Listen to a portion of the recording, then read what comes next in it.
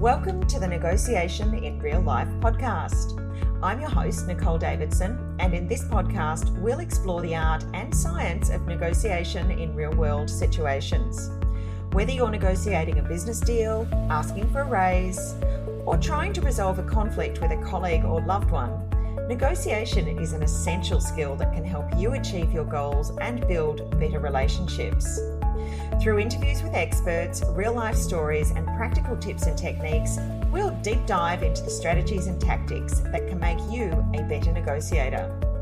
From understanding your own negotiation style, to reading body language, handling difficult conversations, and overcoming common challenges, this podcast will give you the tools you need to negotiate with confidence and achieve your objectives. So whether you're a seasoned negotiator looking to refine your skills, or someone who's new to the game, join us as we explore the world of negotiation in real life.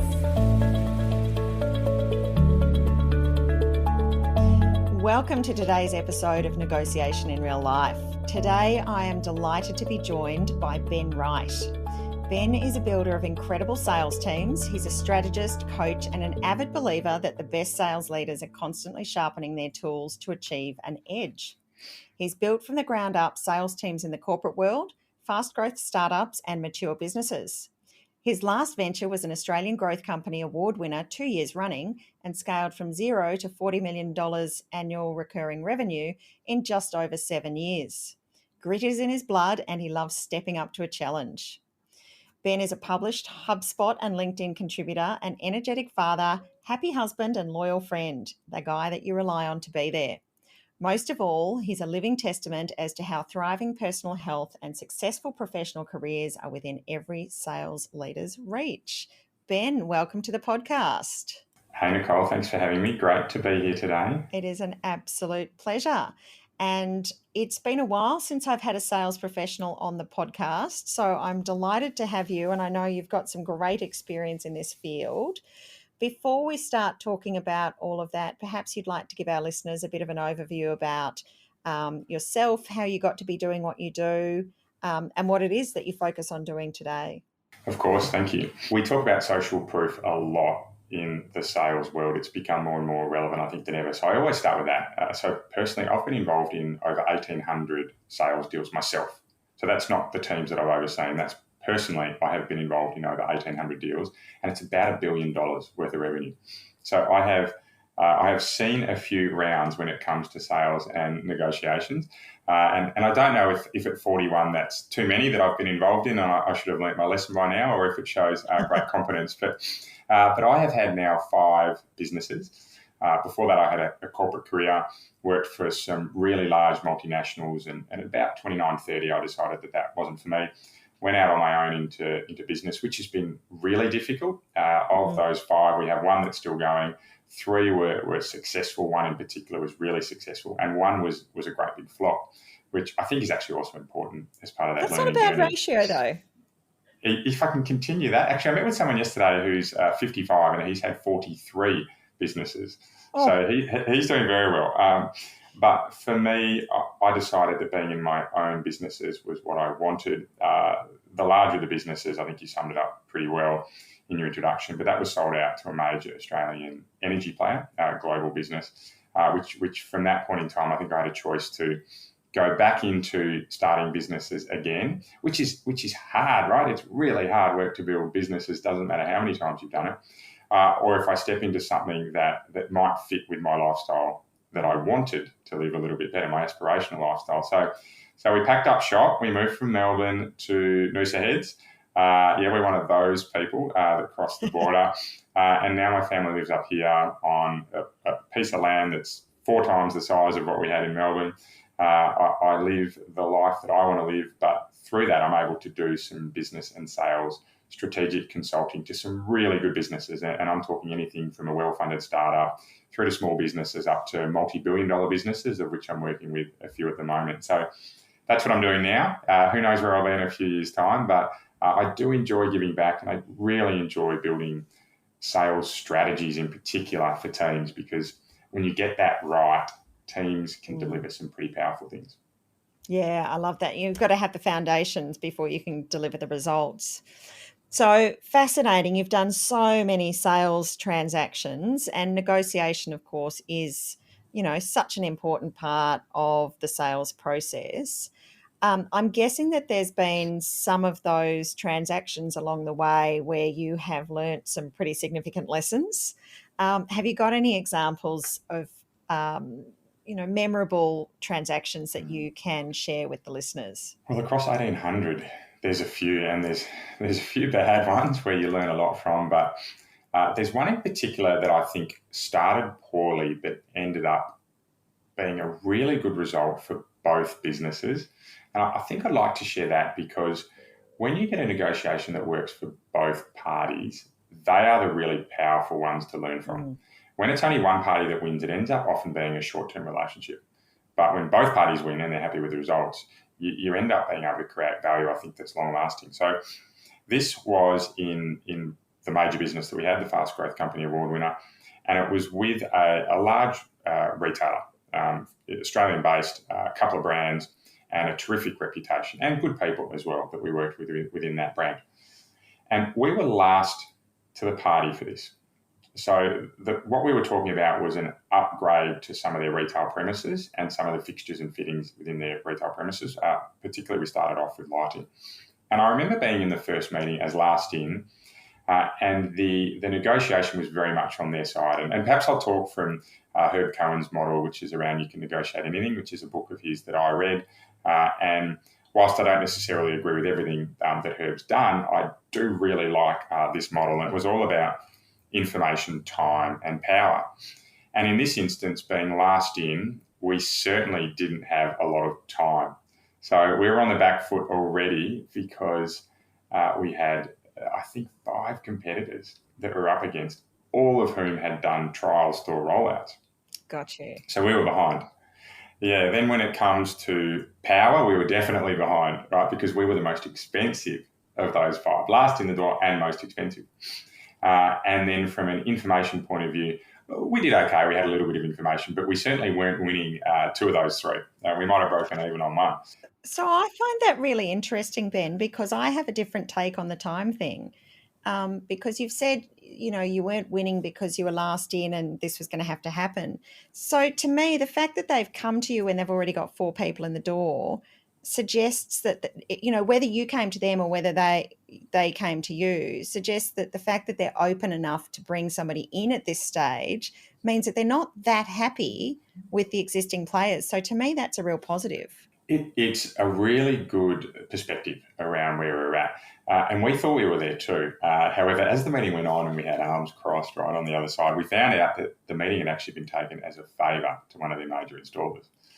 So it was a we working with you, but we'll give these guys a chance. So we look, one thing led to another, and we did well enough that they actually put us up for a trial store. They asked us to match the price of the others, and we said, okay, we'll play. We'll pay to play a little bit here, because if you don't try things, then you often don't get anywhere. And would I do that if I had my time again? Absolutely, because we broke even at worst, and it gave us a chance to open up what ended up being a serious account for us. We're talking 8 figures, the account was in the end.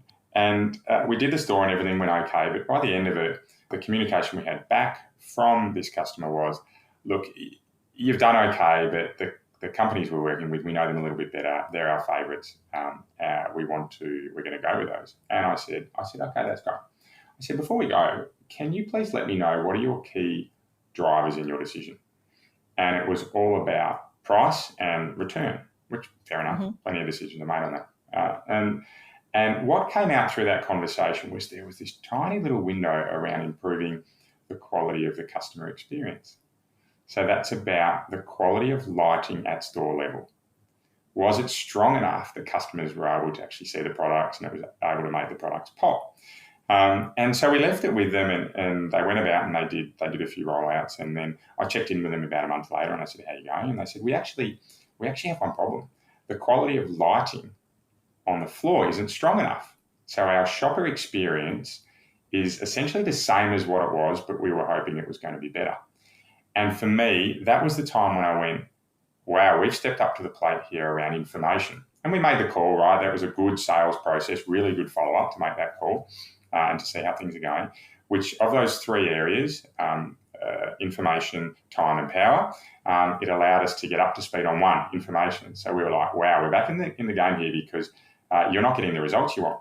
So we had the standard series of questions, right? So we were curious, we asked good questions and we listened, right? Some three things that I know that you are very strong advocate about.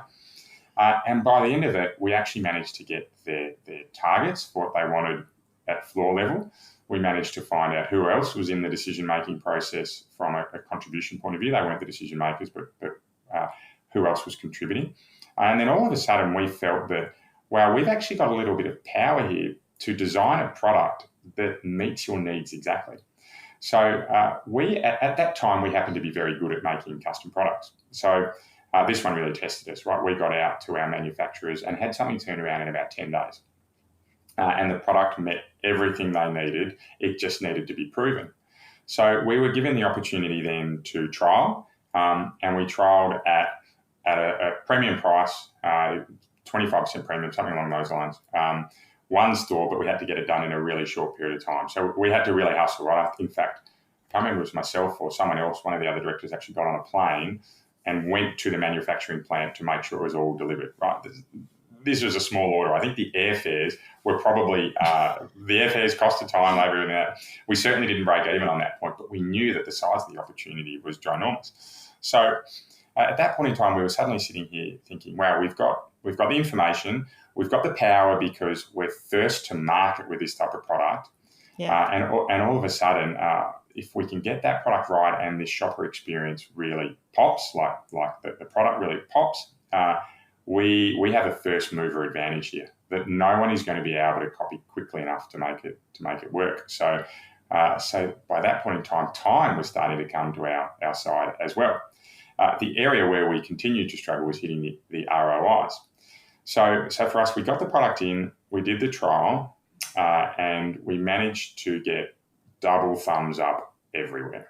Everyone loved it. And the bit that I think we did really well was we engaged indirectly the store designers. So the people that were responsible. And mind you, the people we were working with at this retailer by the time had become exceptionally open because we were solving that problem that they had, right? We were giving them an opportunity to look really good by solving that problem. And they were terrific people. We worked with them for a long period of time. So I think that helped in this situation. But by having the store designers then tick it off, it became really difficult to not use us because we had cross-threaded through the organisation so that more than one party was advocating for us. And the problem around ROI became less important than it was because we were ticking other boxes. It was still a problem though, right? So I think we ticked off just about everything except meeting commercial requirements. So what we ended up doing was actually being able to negotiate a really large rollout from that point in time. So it was no longer store-by-store small rollouts. It was a large volume commitment where we would hold stock and the stock would be drawn down as it was needed over an agreed period of time.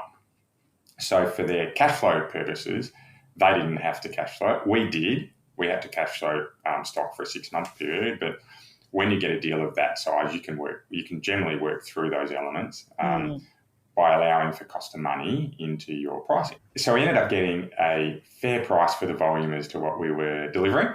And we certainly didn't take advantage of our position. I think that's a really important point to note is we could have charged more, but we pulled it back to a reasonable margin that would result in a really long-term business. Yeah. And I think the result of that was, as I said, it became an 8-figure account for us. And there's a lot more to I guess the ins and outs from that. But I think for us, or the key learning that I took out of that was to hang in there. Yeah. But also to be continuously asking the questions about how a project or a rollout or a program is going, because when you do that, you get the information that you need that allows you to create that power. But I love it too, because what I see from there is, and I was saying this to someone just this morning, when you get a no, you need to treat it as the beginning of the conversation. Whereas I think many people in that situation, when they got that first no, going, no, we're going with someone else, would have just moved on. And so that persistence, as you said, and that willingness to come back and keep being curious and learn more is really important. But I think the other really important thing that I heard you talk about in there is this idea about, don't be afraid to change the players. Who else is there? Who are the people who have a degree of influence over the key decision makers that you can bring on board? So by bringing those designers on board, you're now not selling it to them. You're not selling to the decision makers. The designers are selling it for you because they go, we love what these guys are doing. And that's such a smart technique to sort of bring into the process. Yeah, very difficult to achieve, particularly at the moment when the amount of remote work has stepped up significantly post-COVID. So cross-threading, as we call it in the sales or the relationship industry, is now not just meeting people. It's also about creating a brand that's recognised through their social media profiles, through your referral network, or even being able to just get product in hand when you can't meet face-to-face, product or service, right, in hand. So it's more difficult now than it was. This was probably 6 or 7 years ago. But the best sales teams have adapted to this and they've found a way through it. Yeah, and of course it's even more difficult if you're dealing with government where they've got really strict procurement rules, and it's actually not possible to even go and ask the questions and be curious in a lot of cases. So it's a whole different ballpark when you move into that tendering space. Yeah, it's funny with government. We actually, this is a great strategy that was really worked for us, is we used to make sure we pitched on 1 or 2 or even 3 tenders that we thought we weren't going to win before we got to the ones that we would. So we became somewhat of a known entity to that government department rather than them having to take a punt on us as a brand for our ideal project. And that worked well. Sometimes you need to go on a few dates, right, before you make your decision about whether or not you want to have a relationship, right? Well, it's interesting. It's that whole known, liked, and trusted concept, isn't it? And I remember, I used to tell this story in training as well. I haven't told it for ages, actually. I wonder why not. But it's this idea of, I always say to people, picture you're going for a jog around the lake, and you go jogging around this lake on a regular basis. And on this particular day, there's a little boy that's fallen into the lake in front of you, and so you are going to jump in and save him, but although you're pretty altruistic and you're happy to do this, you don't want to wreck your watch and your phone. So you take your watch and you give it to somebody. And there's 2 people standing nearby. One is somebody that you've jogged past many, many times before. The other is a total stranger. Who are you most likely to give your watch and your wallet to? And typically people say, well, I'll give it to the guy that I've seen jogging past me all the time, even though you've got no way of knowing whether they are a more honest person than the other one. So this idea about finding ways just to be known, which is, a lot of what we're always doing on social media, is just people see that name and they go, yeah, I know Ben, I've seen it. Oh, he posts all the time, great stuff on LinkedIn, or, why do we do podcasts as well? There's a degree of that in running a podcast. So this idea about being there and being known is really important in terms of build the relationship before you even need it. Yeah, and there are so many ways you can do that, but it does come down to effort. If we take my podcast, for example, I am booked out for 4 months. So the next 4 months, I don't have a spot for another guest. 12 months ago, I couldn't have paid someone to come on this podcast, right? But once you get to 50 episodes, it's now a top 5 podcast globally, right? People start to come to you. And building that trust, building that level of I actually call it accountability, that you're going to show up when people need you. It's so true, so important in anything in life, I think. Well, I love that. And given that you're going to be episode 48, Ben, I figure I must be just about to hit that plateau on the podcast. So, I might hold you accountable if we don't get there. Why don't you hold me to episode 50 and then we can celebrate, because that's a significant milestone. There we go. I'll see what I can do. Actually, as I understand, most podcasts, and I mean in the 90th percentile, don't get past, I think, the 20th episode. Oh, so well done. Yeah, thank you. Yeah, no, it's it's a labour of love, but I love getting to chat to people like yourself and hear those stories. And, as I called it, negotiation in real life, it's really seeing about how does this stuff actually look in the real world. And I love being able to share those examples with others so that they can learn. So, Ben, given all of these many negotiations that you've been a part of, and the learning that you've had along the way, what would be your top piece of advice for someone who is perhaps starting out and wanting to get to a higher level of skill as quickly as possible? This one comes from 20 years experience around negotiating sales deals. And for me, it is finding a way to avoid the need for a major negotiation. Easier said than done, right? And kind of flippant to say, hey, the best way to negotiate is to avoid having to negotiate. But there's actually a really proven structure you can follow to get there. And if you can get to the point where your negotiations at the end of the deal are talking about minor things like payment terms, like delivery due dates, like service level agreements, then I think you've nailed this, because those type of things generally do need to be negotiated at the end, but they're pretty functional. And for me, the way you can avoid that major negotiation around price in particular and what is included in packages is around the value equation. And for me, with every sales team I work with, it starts with understanding their strategy, but specifically around negotiations, it's knowing what their value is. And the easiest way I think a leader can teach their team to know what their value is to get their value proposition right. And that is who we are, what we do, and the value it creates for customers. So if I was coaching a small business, it would be something along the lines of, my name's Ben Wright, I'm a Fast Growth Company Award winner who now focuses on strategic sales planning for businesses. If you're a small business owner, the aim after you spend time with me is to go home worrying less about where your next sale is going to come from, right? Or if you're if you're a medium to large business, it will be along the lines of the value piece will be after you work with me, my job is to make sure that you are spending more time focused on your major customers and your work-life balance and less time on your sales team doing what they're meant to be doing in a repeated fashion. So it's all about creating that value. So once you get that right, the second step is then to be understanding the value that your customer wants. And so for me, if a sales leader really resonated with that value equation that I had, then I know we have something that works. If it was slightly off, then I'd need to make sure that what I'm offering meets and exceeds the need that customer has. Because once you get to that point, price and terms and everything else becomes less relevant. Yeah. And you can actually check that off as you're going through the deal. So as you're going through your needs analysis or your presentation or your post-presentation type of engagement, you've created such a strong need that the other party finds it harder to negotiate on price and features and benefits because there is a risk to them of losing the deal. Well, and I think it's that thing, isn't it? Because we don't buy on logic and rational decision, we buy on emotion. So if you can create that emotion because you're meeting this deep need that they've got, then they will actually find a way to logically accept the rest of the terms because, once we've decided at an emotional level we're going to buy something, we're going to find a way to get it. And where something might be unacceptable to us if we didn't have that, we will argue our way around until we can go, yeah, I know it's expensive, but what you're doing there is you're really tapping into that emotional need so that you can actually have the rest become simple. So I love it. It's a great strategy.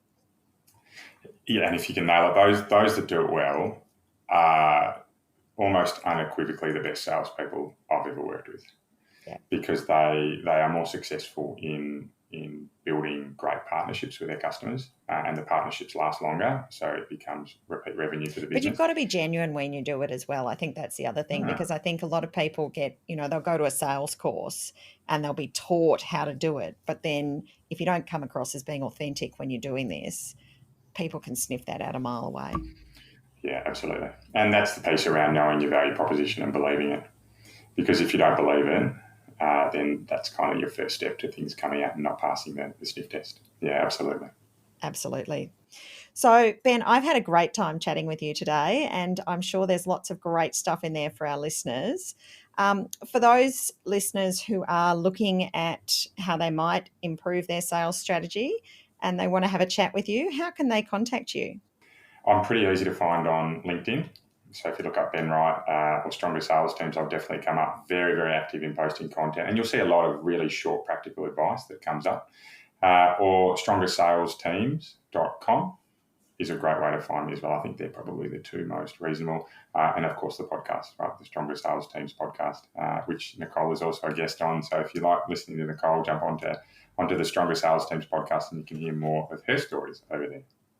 Fantastic. Well, thank you so much. I'll put all your contact details in the show notes as well. But Ben, thanks again for coming on the podcast today. My pleasure. Thanks, Nicole. That's all for this episode of the Negotiation in Real Life podcast. I hope you enjoyed our discussion and learned something new that you can apply in your own negotiations.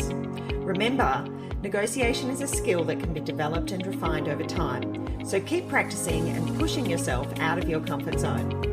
If you have any questions, comments, or suggestions for future episodes, please don't hesitate to reach out. You can find us on social media or email us directly. And if you liked this episode, please leave us a review on your favourite podcast platform. It helps us to reach more people and continue to produce high-quality content. Until next time, keep negotiating in real life.